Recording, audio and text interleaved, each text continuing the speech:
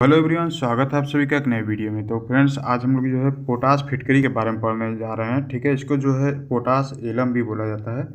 ठीक है, पोटाश फिटकरी इसका जो है बनाने की विधि देखेंगे, रासायनिक विधि देखेंगे और इसका जो है प्रयोगशाला विधि में कैसे बनाया जाता है, और फिजिकल प्रॉपर्टी यानी कि भौतिक गुण, केमिकल प्रॉपर्टी यानी कि रासायनिक गुण, और इसके उपयोग देखेंगे। ठीक है, तो पोटाश के बारे में जो है आपसे एग्जाम में जो है पूछा जाता है। कभी कभी तो जो है बहुविकल्पी में पूछ दिया जाता है कि पोटाश का रासायनिक सूत्र क्या होता है, या फिर जो है अति लघुत्तरी में भी आपके प्रश्न पूछे जाते हैं कि पोटाश का रासायनिक सूत्र नाम लिखिए या फिर जो है रासायनिक नाम लिखिए।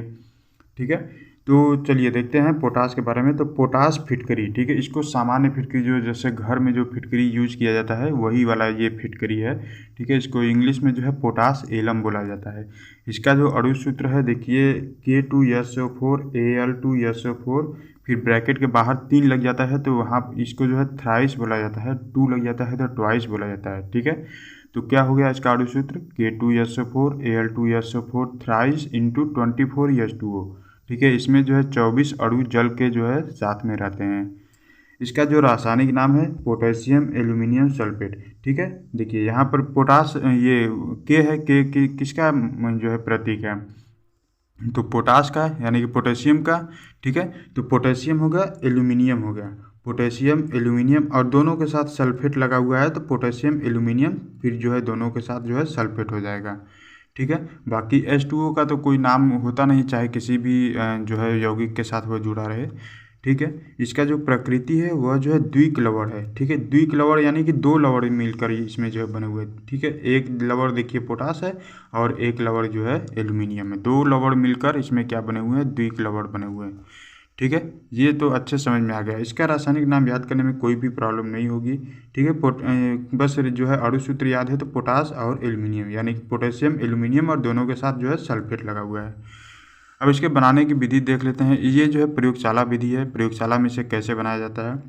तो देखिए, पोटेशियम सल्फेट तथा एल्यूमिनियम सल्फेट के गर्म विलयनों का समअणुक अनुपात में मिलाकर ठंडा करने से फिटकरी के क्रिस्टल प्राप्त होते हैं।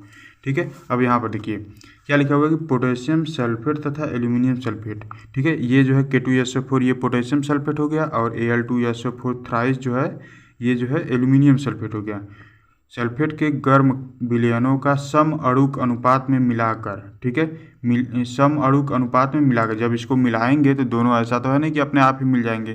ठीक है, मिलाने के लिए कुछ ना कुछ तो चाहिए ही।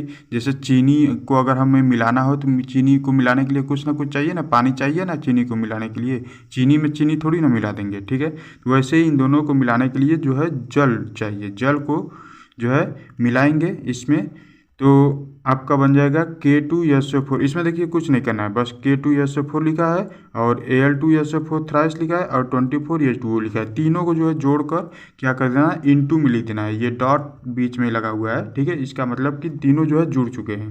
देखिए K2SO4 वैसे ही लिखा है, इंटू Al2SO4 थ्राइस वैसे ही लिखा है, इंटू 24H2O, तीनों को जोड़ देना है। और जोड़ने के बाद जो है आपका ये फिटकरी का सूत्र प्राप्त हो जाएगा, है ना। इसका देखिए अणु सूत्र अगर आपको याद है तो इसको रासायनिक विधि बनाने की विधि में आपको जो है कोई भी प्रॉब्लम नहीं होगी। इसको अलग ले लेंगे, प्लस इसको ले लेंगे, प्लस इसको ले लेंगे, तीनों को अलग अलग ले लेंगे, इसको बनाने पर जो है ये आपका फिटकरी प्राप्त हो जाता है। अब इसका जो है फिजिकल प्रॉपर्टी देखते हैं, यानी कि भौतिक गुण। फिटकरी का भौतिक गुण देखिए क्या होता है। फिटकरी नॉर्मल सी बात है, सभी लोग जानते हैं कि यह सफ़ेद क्रिस्टल होता है। क्रिस्टल यानी कि जो है एक समझ सकते हैं ठोस पदार्थ होता है। ठीक है, यह सफ़ेद क्रिस्टल होता है जो जल में विलय होता है। जल में विलय होता है मतलब फिटकरी आप लोग जानते हैं कि वो जो है पानी में घुल जाता है, तो यह जो है जल में विलय होता है।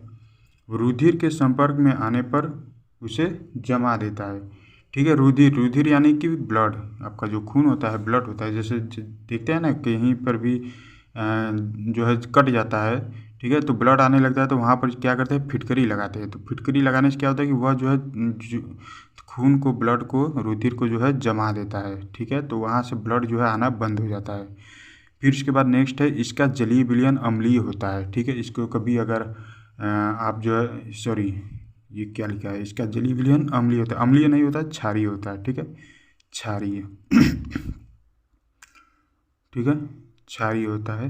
क्योंकि देखिए इसको जब पानी में घोलेंगे, घोलने के बाद जैसे अगर आप कभी टेस्ट करना चाहें, जब जैसे जीभ वगैरह से लग जाता है तो आप देखते होंगे कि इसका जो विलयन है वो जो है क्षारीय होता है, यानी कि एक जो है क्षार क्षार जानते हैं स्वाद में कैसा आता है, और अम्लीय तो जो है खट्टा होता है, तो खट्टा तो होता है नहीं, ठीक है।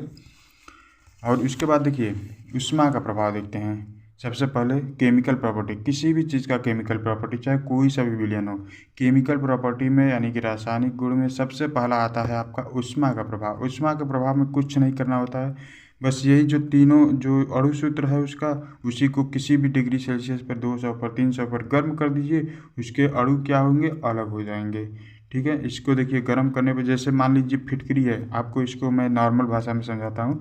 जैसे फिटकरी है उसको पानी में घोल लिए, ठीक है, पानी में घोलने के बाद इसको गर्म किए, ठीक है, ये फिटकरी है, इसको पानी में H2O के साथ घोल लिए।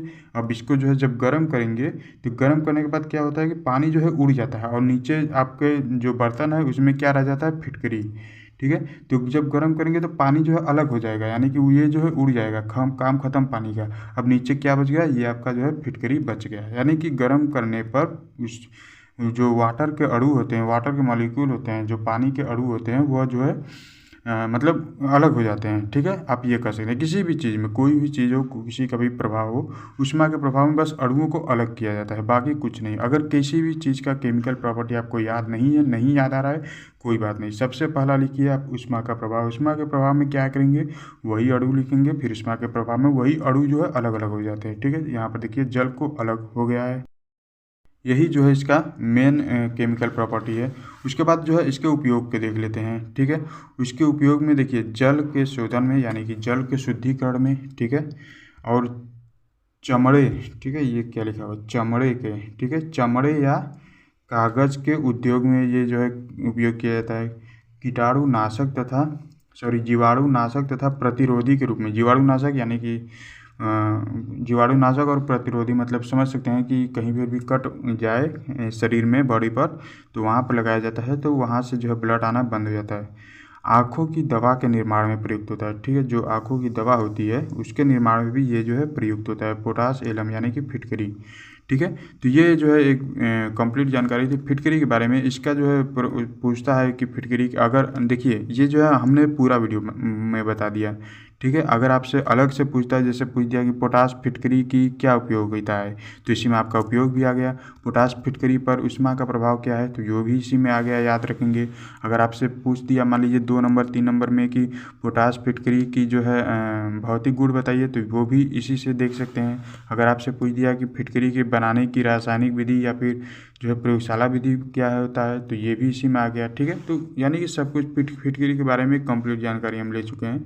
तो आई होप कि आपको ये वीडियो पसंद आया होगा। फ्रेंड्स अगर ये वीडियो पसंद आए तो प्लीज़ वीडियो को लाइक कीजिएगा, अपने फ्रेंड के साथ, अपने क्लासमेट के साथ भी शेयर कीजिएगा, ताकि उन्हें भी इसका लाभ मिल सके, ठीक है। किसी भी प्रकार का कोई भी टॉपिक पर वीडियो चाहिए आप हमें कमेंट कर सकते हैं। इससे पहले हमने देखिए नौसादर वगैरह हो गया, धावन सोडा, और जो है आपका सल्फर डाइऑक्साइड कैसे बनाया जाता है, ठीक है, आता है ना आपके एग्जाम में कि अमोनिया के बनाने की जो है ये प्रयोगशाला विधि का सचित्र वर्णन कीजिए, ठीक है। तो वो सभी हमने जो है करा दिया है, डिस्क्रिप्शन में लिंक मिल जाएगा, वहाँ से देख सकते हैं। नहीं तो चैनल पर जाएंगे, चैनल पर वहाँ पर केमिस्ट्री वाले प्लेलिस्ट में मिल जाएगा, क्लास 12 केमिस्ट्री के प्लेलिस्ट में भी मिल जाएगा, ठीक है, क्लास 10 साइंस के प्लेलिस्ट में भी मिल जाएगा, ठीक है। सभी जगह जो है अवेलेबल है, आप उन्हें जो है देख सकते हैं।